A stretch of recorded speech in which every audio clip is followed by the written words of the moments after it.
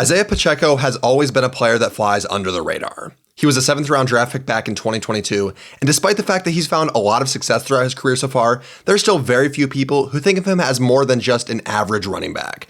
Patrick Mahomes and Travis Kelce are thought of as the two main players when looking at the fantasy value in Kansas City's offense, but is it possible that Pacheco is a sneaky good value at this point?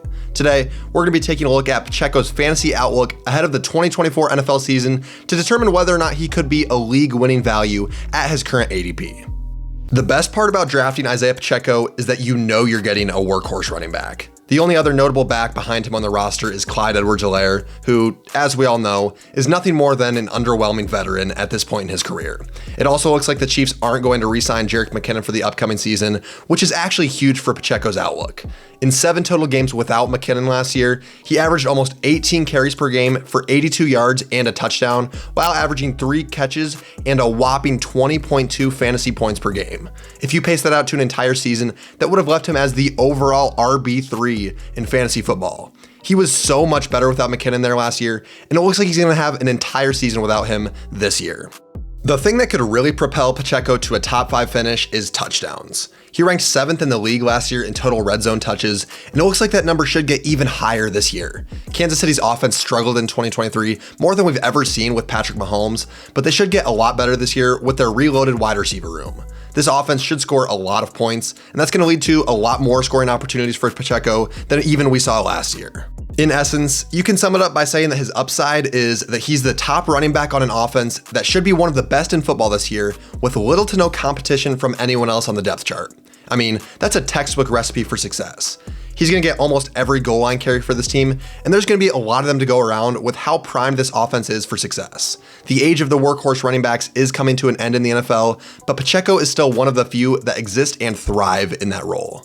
So there's a lot to be excited for with Pacheco, but he's far from a lock to outproduce his ADP. And there's good reasons for that. The main one, in my opinion, is that he isn't going to be very productive in the passing game.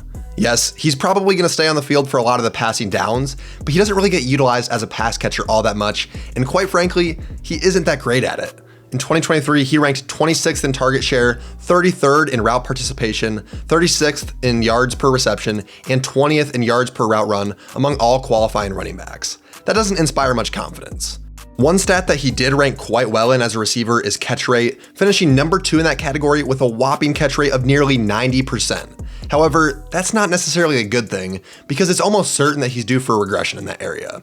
He was the only running back in football to catch 40 passes on under 50 targets, and it's likely that he's going to see an efficiency drop in that area.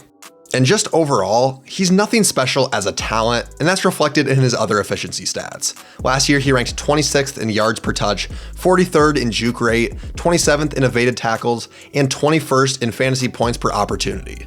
He should still get enough work to make up for his inefficiencies, but between his lack of efficiency and lack of usage in the passing game, you probably aren't going to be very happy starting him in games where he doesn't score a touchdown or in games where he doesn't get 15 or more touches. Right now in fantasy drafts, Pacheco is being drafted as the RB 10 or 11 in the 3rd or 4th round on most platforms. You'd have to spend a pretty high pick to get him, but his ADP still seems pretty reasonable to me for the time being. He's being taken behind players like Deebo Samuel, DJ Moore, and Derrick Henry, and he's currently going ahead of players like Jalen Waddle, Rachaad White, and Jalen Hurts. Overall, I'd say that he's a pretty solid pick at his current ADP. I'm not in love with him as a player, but there's no denying that his role as a workhorse running back on an elite offense will pay some dividends in fantasy football. I think it'll be more of a bumpy ride than most people are expecting, but he remains one of the safer running backs you can pick in the middle rounds of your drafts. As a general rule, it's usually a good idea to draft players on a Patrick Mahomes-led offense, and we could end up looking back on Pacheco at the end of the season as an absolute league-winning value at his current ADP. Thanks for watching this video. If you want to see more content like this, be sure to like, subscribe, and hit the bell so you never miss a new drop. Thanks for tuning in, and until next time, goodbye.